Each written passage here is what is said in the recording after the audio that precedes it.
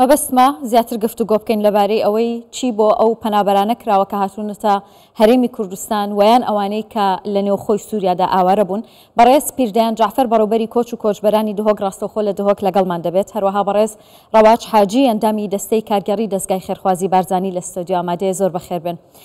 کاک ڕەواج دەمەوێت بزانم ئێوە وەکو دەستگای خێرخوازی بارزانی چیتان کردووە بۆ هاوڵاتیانی ڕۆژاوای کوردستان؟ سپاس بۆ ئێوە. تەبیعی لە یەکەم ڕۆژی ڕووداوەکانی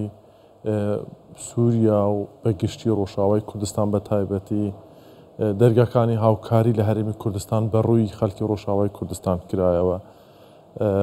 بە هەموو چین و توێژەکان لە پێشوازی و لە خزمەتی ئەو خەڵکە بوون و پێشترش ئەو خەڵکی کوردستان بۆ ڕێکخراوەکان دەستگای خێرخوازی بارزانی بە هەمان شێوە کوردانی ڕۆژهەڵات لە کاتی ئاوارەبوونیان بۆ هەرێمی کوردستان، هەروەها کوردانی باکوور پێش ئەم ڕووداوانەش هەندێک ڕووداوی نەخوازراوی لە باشووری عێراق با ناوەڕاستی عێراق ئەو ڕووداوانە وای کردبوون کە هەمومان پێکەوە پێشوازی لەو ئاوارە و پەنابەرانە بکەین کە ڕوو لە هەرێمی کوردستان دەکەن وەکو سەرپەنایەک. ئەمەش دەگەڕێتەوە بۆ ڕەهەندێکی نەتەوەی کورد کە هەمیشە پاڵپشت بووە و ماڵێک بووە بۆ لێ قەوماوان و پاڵپشتیان کردی. هەروەها پەیامی سەرۆک بارزانی لە سەرەتاکانی دروستبوونی ڕووداوەکانی سووریا کە ڕایگەیاند ئەوانە میوانی منن پێویستە خزمەتیان بکرێتون. دەستگای خێرخوازی بارزانی لەو سۆنگەیەوە کە ڕێکخراوێکی ئینسانیە لەو بارودۆخانەی هاتوونەتە پێش دەستی کرد بە خزمەتکردنی پەنابەرانی ڕۆژئاوای کوردستان لە یەکەم شاڵاویان کە لە ساڵی 2011 و 2012 دەستیان پێکرد، دواترش بە شێوەیەکی فراوان لە مانگی 8 2013 دەستی پێکرد. واتایەوە نزیکەی 11 ساڵە بە بەردەوامی هاوکاری هاوڵاتیانی ڕۆژاوای کوردستان دەکەن. زیاتر لە 11 ساڵە چونکە لە بیرنەکەین 2004 کەمپی مقابلێ دروست بوو بەهۆی ڕووداوەکانی قامیشلۆ، دواترش 2011 کەمپەکان، یعنی زیاتر لە 13-15 ساڵێکە لەو بوارە ئیش دەکەین لە هەموو سێکتەرەکان خزمەتکردنی خەڵکی ڕۆژاوای کوردستان دابووین. زۆر باشە. دواتر لێت دەپرسم کە هاوکاریەکانتان چۆن بوون و ئەو بڕەچ پارەیە چەندەکە لە هاوکاریکردنی ئەوان خەرجتان کردووە. با لەگەڵ بەڕێز پیردەیان قسە بکەم. زۆر سپاس بۆ ئامادەبوونت کە لە دهۆک لەگەڵمانی پێم بڵێ سیاسەتی حکوومەتی هەرێمی کوردستان چۆن بوو بەرامبەر بە پەنابەران و ئاوارەکان لە هەرێمی کوردستان؟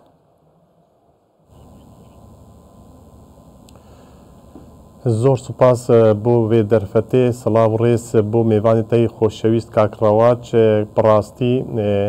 مدوێت بێژم کاکڕەواج ئێکشوان کارمەندی دەستگای خێرخوازی بارزانی ئەس نێزیک ناستکەم کو پرەنسیپێت کو ئەو فەلسەفا بارزانی نەمر فەرمووی ئەوی جیبەجیت کە بڕاستی هەر دەرەگە محتاجی هاریکاری مرۆڤاتی بە کاکڕەواج لێ حازرە. سەبارەت حکوومەتە هەرێما کوردستانی حەقیقەت سنووری پارێزگەها دهۆکێ وێگانی 5 کەمپی پەنابەری ڕۆژئاوا هەنە، 4 ئاکنجینە تێدا، یەک کەمپشی بۆ حاڵاتی طاری ئەمرجنسی،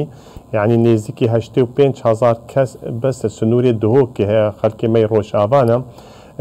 پشتی 2011 وەختی جەنابێ سەرۆک بارزانی فەرمووی گوتی خەڵکی ڕۆژئاوا خەڵکی کوردستانیە نەمێوان وێ دەرێشوی ڕۆژی و هەتا وێگانی شۆک حکوومەتە هەرێما کوردستانی بە ئەرکێ خۆڕا بۆ خزمەتە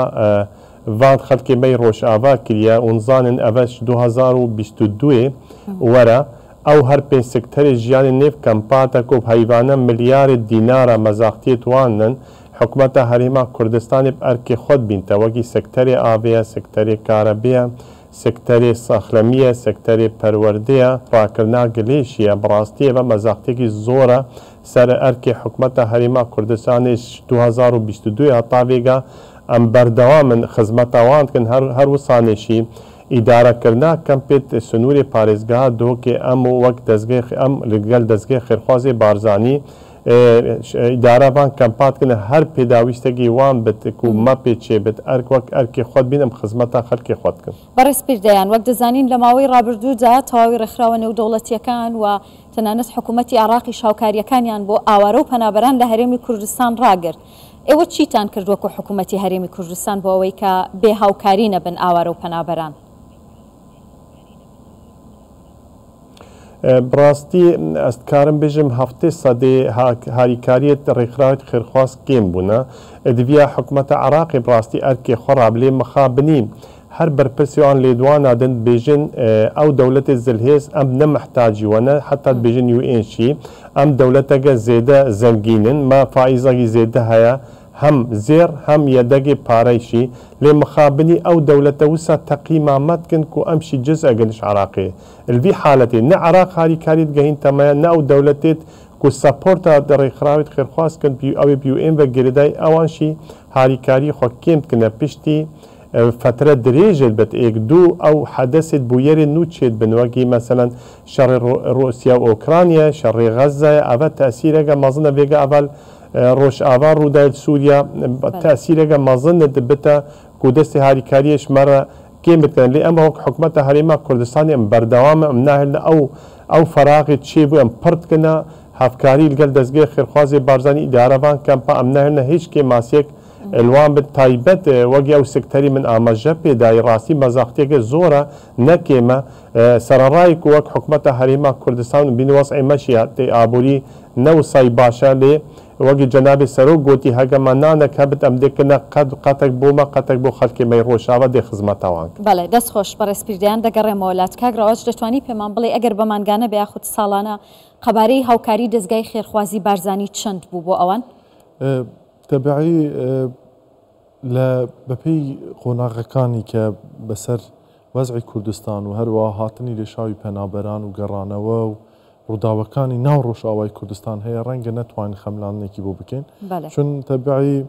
لە 230,000 پەنابەر کە لە هەرێمی کوردستان ئێستەجێیە تەنها 30 لە سەتای لە کەمپەکانن ئێمە تەنها 9 کەمپی ڕۆژئاوای کوردستانمان هەیە کە 130 خەڵکێکی لێ 170ەکەی لە دەرەوەی کەمپەکان هاوکاریەکان هەمە جۆر بووینە و بەردەوام بووینە ئێستا لەگەڵ ناوەندی هاوبەشی هەمانگی قەیرانەکان لە دهۆک و لە هەولێر وەزارەتی ناوخۆی UNHCR و ئیدارەی ئەو کەمپانە دەکەین هەرچی خزمەتگوزاریەکیان پێشکەش بکەین ناکاتەوەی کە ئەوان لە شوێنی خۆیان بن و بەداخەوە ئەوان لە ماڵ و حاڵی خۆیاندا بڕاون کە وەکو ئاوارەیەک خۆیان دەینە پێشچاو بەڵام ئێمە تەعاملی ئەوەمان لەگەڵ نەکردوونە کە ئەوانە پەنابەرێکن کە لێرەنە پێویستە پابەندی کۆمەڵێک ڕێسا و یاسایتون بن وەکو خاوەن ماڵێک تەعاملمان لەگەڵ کردوونە خزمەتگوزاری و پرۆژەکان بەردەوام بووینە لە ناو هەموو کەمپەکان لە دەرەوەی کەمپەکان هەتا لە شارەکانی دیکە لە کۆبانێ لە گرێسپی لە قامیشلۆ و دێرک و حەسەکە و هەتا ئێستاش لە عەفرین ئەو پرۆژانە بەردەوامن و ساڵانە بەدەیان $1000 لێ سەرف دەکرد بە $100,000 لێدا سەرف دەکرێت لەگەڵ ڕێکخراوە هاوبەشەکان و دەوڵەتە کۆمەک بەخشەکان و سپۆنسەرەکانی دەستگای خێرخوازی بارزانانی ئەم خزمەتگوزاریانە بەردەوام دەبن تا ئەو کاتەی ئەوان پێویستیان پێ و دەگەڕێنەوە سەر شوێن و ماڵی خۆیان ئەوەندەی ئاگادار بن لە دوای ڕوخانی ڕژەمی بەشار ئەسەد ئێستا پەنابەران دەیانەوێت بگەڕێنەوە بۆ سووریا و ئەگەر بگەڕێنەوە ئێوە چۆن هاوکاریان دەکەن ئێمە خوازیاری ئەوەین وەکو دەستگای خێرخوازی بارزانانی بە تاکید ئەمە پەیامی حکوومەتی هەرێمی کوردستانش بۆ بەڕێز مەسعود بارزانی کە سەرۆکی حکوومەتی هەرێمی کوردستانە ڕایگەیاندووە کە ئێمە بە زۆر خەڵک نانێرینەوە ئەمە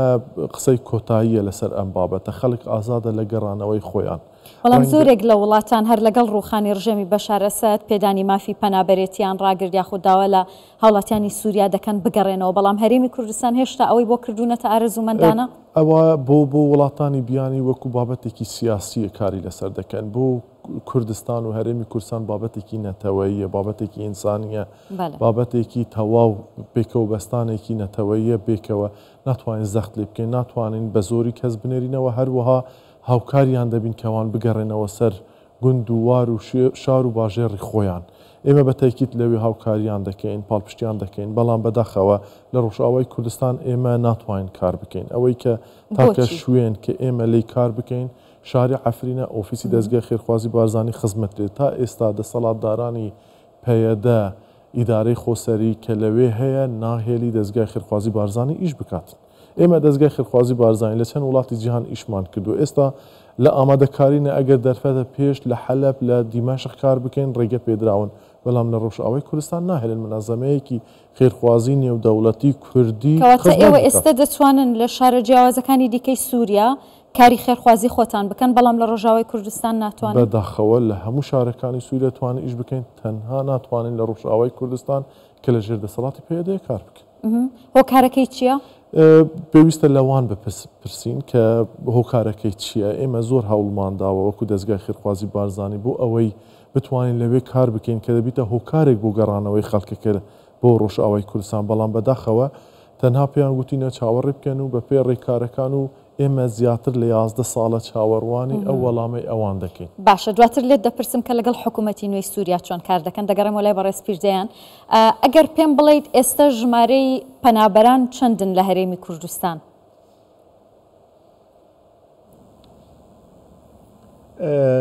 جەنابێ کاکڕاوەچ ئاماژە پێدا و 240 تشتێک هەزار لە سەرانسەری هەرێما کوردستانی لێ ئەس دێ ئاماژە پێ دهۆکێدم نێزیکی 85,000 پەنابەر ناو کەمپا و دەروێی کەمپا لێ ڕێژەیە دەروێی کەمپا بترش ناو کەمپا دەژبەرک و بێگا وەگێ ئاماژە پێدایک و پەنابەر ئێمە بڕاستی ئازادانە وسا هەیە هەرێما کوردستانی ستاندەردی جیهانی مە تێپەڕاندیە، ینی کەیفا خۆ دەردکەم ئازادانە دەردکەن ئازادانە کاری خۆتکەن ئازادانە هەر شۆلەگی پێ بکەن و چوو ڕێنمای تون سەروانین ئەو ڕێنمای حکوومەتە هەرێما کوردستانی ئەو تەعاملە گەلوان کرد حقیقەت وەگی خەڵکی کوردستانی وسا حسێ بتکەش بەروێ کێشی مەسەلەگە مرۆڤاتیە ئەو ستاندەردێت مرۆڤاتی لە هەرێما کوردستانی ئەستکارم بێژن وان دەولەتێت پێشکەفتی نینن وێگانیاگەت و بەری خۆب دیت حکوومەتە تورکیا ڕۆژانە بەلکی بزۆری 15,000 کەسی ڕەوانەی سووریا و ڕۆژئاوات کە لێ دەرێ ئاوارە و پەنابەر هەرێما کوردستانی ئازادن هەر وەختێکی بخوازن بەگەرنە جوواری خۆ ئەم هەمی ئاسانکاریە هەمانگیا ژێرتکن لێ وەختی ئەو نەخوازم بزن ئەم زۆری چوو کەسی ناکەن چ سیاستیان کۆچی پێچوانە دەستی پێ نەکردووە پەنابەران نایەنەوێ بگەڕێنەوە ناوی خۆیان لای ئێوە تۆمار ناکەن بۆ گەڕانەوە هەستان بەوە کردووە؟ نەخێر ڕاستی هەتانە وێگانە هیچ کەسەگی نەمڕاجعە کردە نەدوێن بزەڤرنە جووارێت خۆ ڕاستی گەلە گەشوان چاوەڕێنە پرسن ئەو سیناریۆ 2003 عراقی ڕوودای پشتی ناوچۆنا ڕەجێما سەدام و ئەو وەزعێ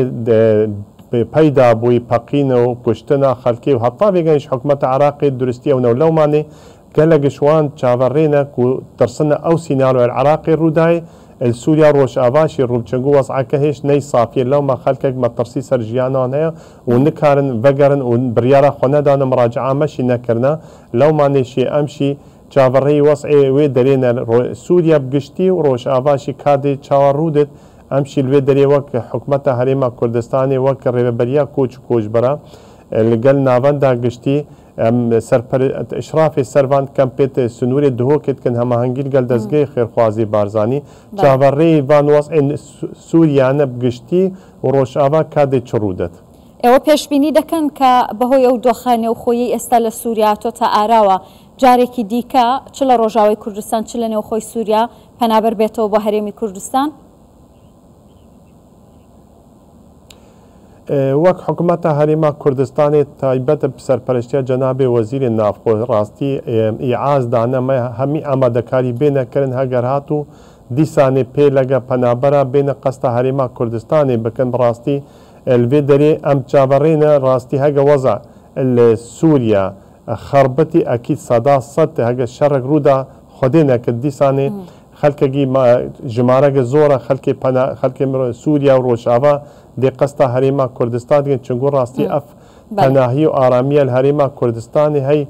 چوو دەری دەوسانینە لەومانی ئەم سەرفرازی خۆت بینەوەک حکوومەتە هەرێما کوردستانی و خەڵکی کوردستانی ئەف ئارامیە کوردستانی هەیە ئەم پێش شانازیت بن. زۆر سپاس دەستخۆش. کاگڕەواچ باسی ئەومان کرد کە لەگەڵ حکوومەتی نوێی سووریا چۆن دەتانەوێت کار بکەن ئایا تا ئێستا هیچ گفتوگۆ کۆبوونەوەیەکتان ئەنجام داوە لەگەڵیان؟ لە